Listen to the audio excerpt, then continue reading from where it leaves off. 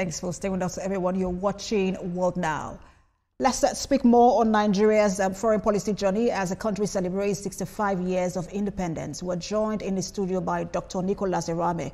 He's a senior research fellow at the Nigerian Institute of International Affairs. Good to have you join us. Thank you for having me here.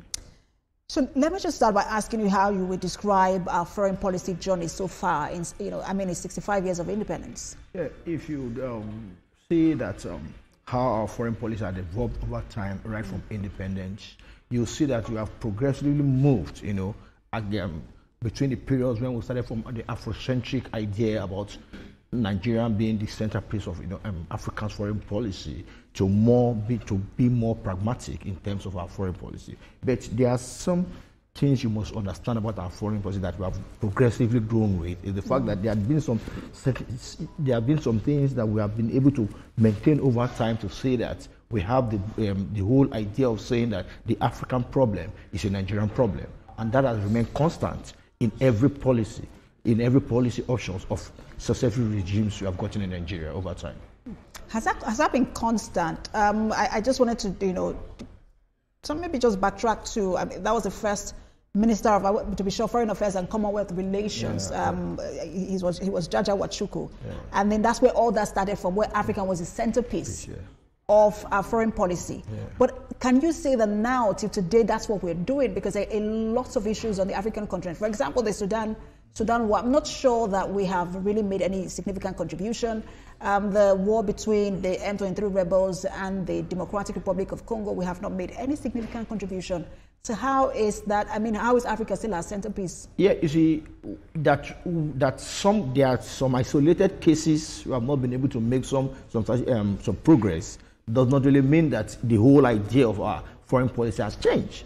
Nothing has changed. Now, if you list 2 cases, those are not really enough to say that if you see, even in the M23, I'm personally aware that our ex-president Olusegun Obasanjo, either in personal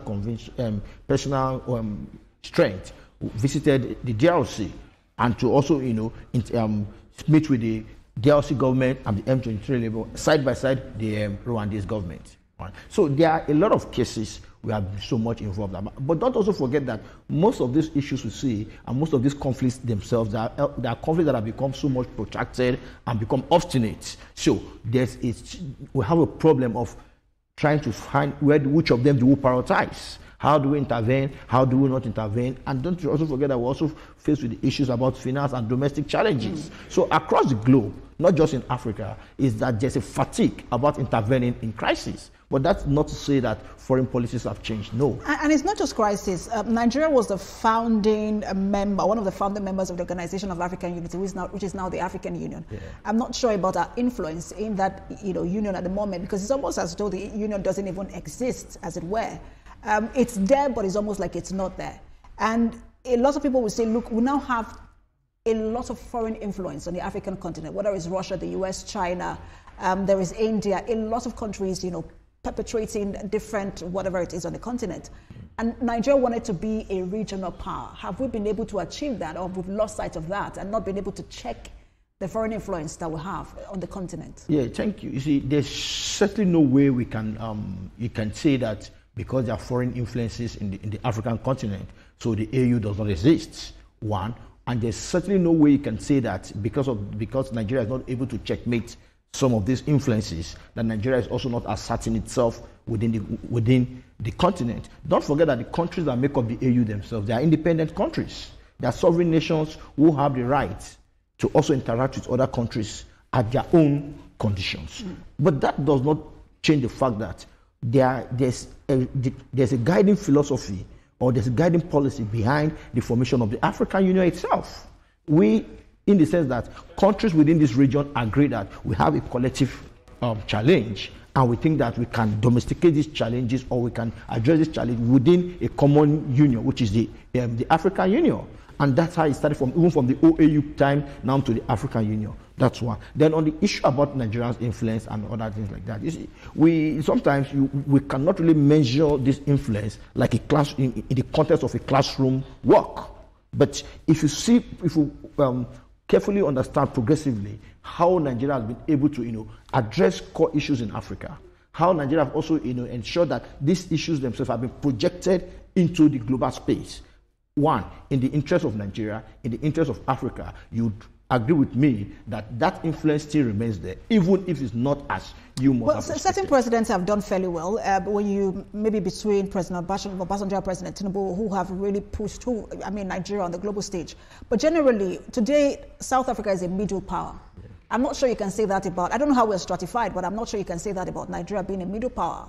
South Africa has more presence on the global stage, and maybe because of its membership of BRICS. People would have thought that naturally Nigeria would have been BRIC and not even BRICS.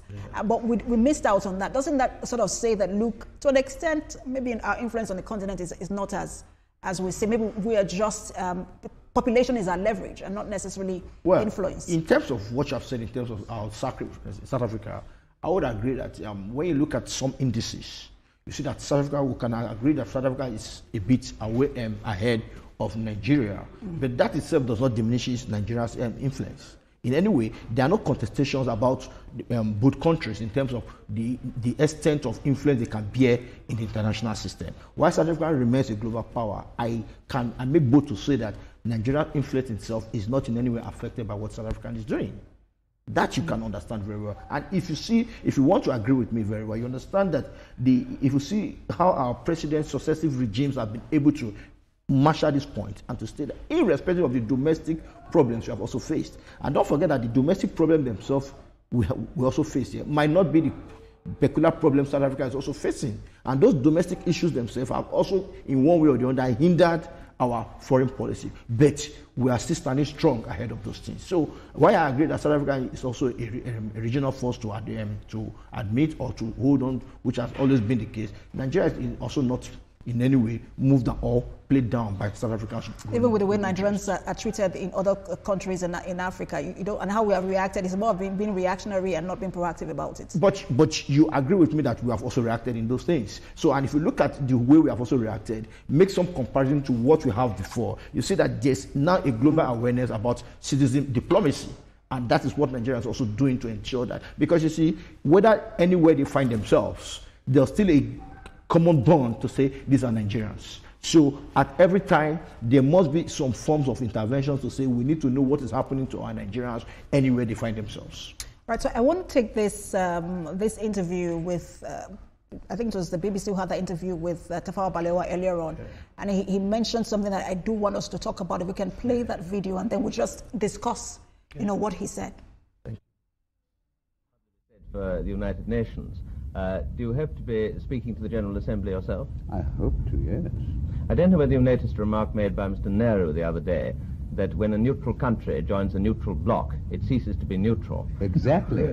I entirely agree with him. I told reporters in Lagos the same thing yesterday evening. They said, well, what about the neutralist group? I said, well, they are committed.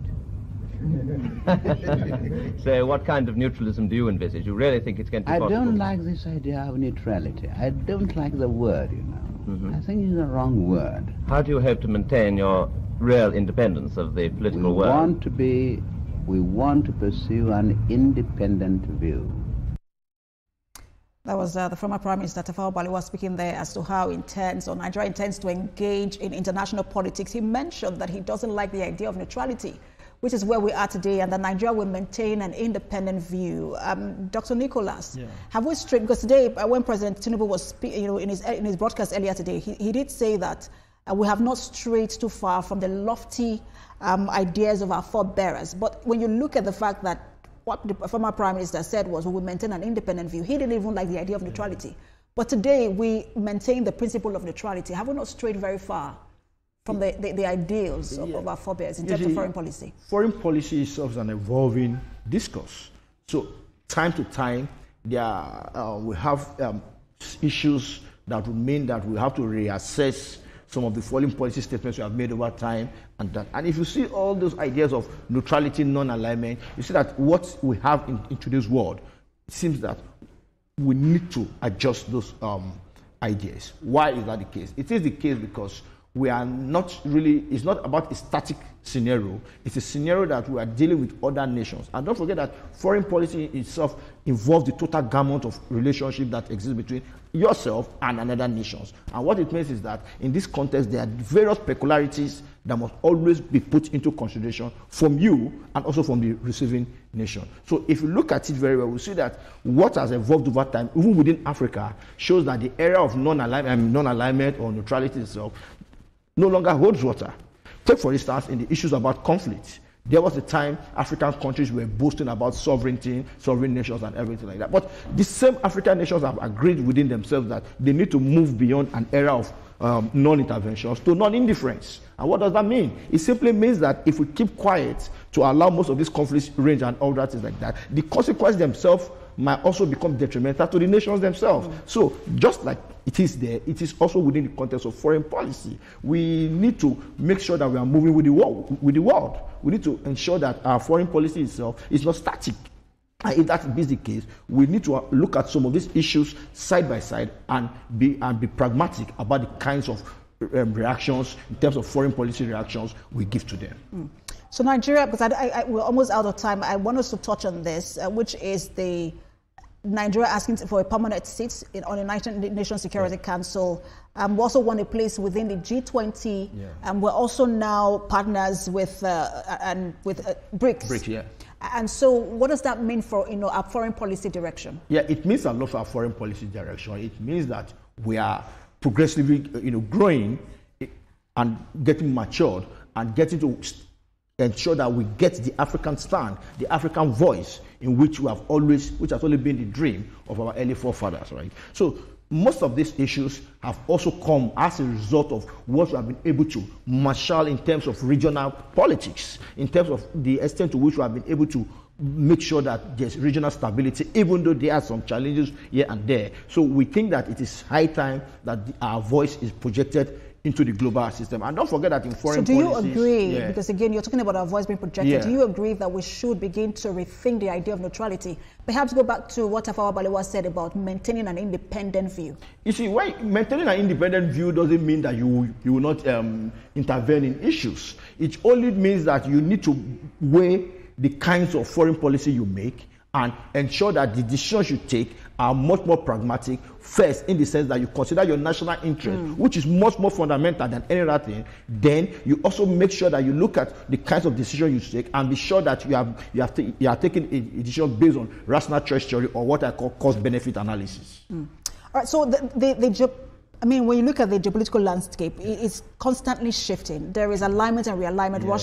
Russia, China, India now on one block, US and Europe on the other block. How should Nigeria, re-strategize if it's to navigate all of these geopolitical waters? Yeah, first, in terms of the geopolitics, it's not unexpected, because sometimes nations get to their peak, so they go down the pyramid. Other nations also grow. One, then two, other nations also think that there's a need for them to also go in what they call global expansionism. So in that process themselves, they come with all kinds of opportunities. So also they come with all kinds of challenges. But the truth about it is that in a global world, Nigeria cannot but say we want to isolate. So we must get globalized. But in that context, we must ensure that we don't become victims, but victor. And how do we ensure this? Is to first look at these powers that are, coming back to Africa, whether in the form of colonial imperialism, globalization, or recolonialization, and anything. One. And two, to also ensure that we take cognizance of the mistakes of the past, right?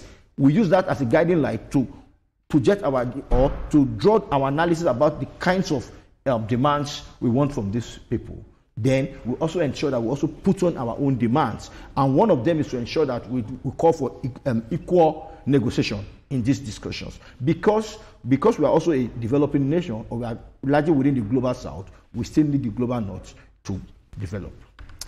Well, this conversation is not one that can be exhausted. We can continue. It's Nigeria's foreign policy we're talking about, but we do have to leave it there. Thank you so much for your time. Thank you so much for having me. Senior Research Fellow at the Nigerian Institute of International Affairs, Dr. Nicholas Irame. Thank you. Thank you so much for having me.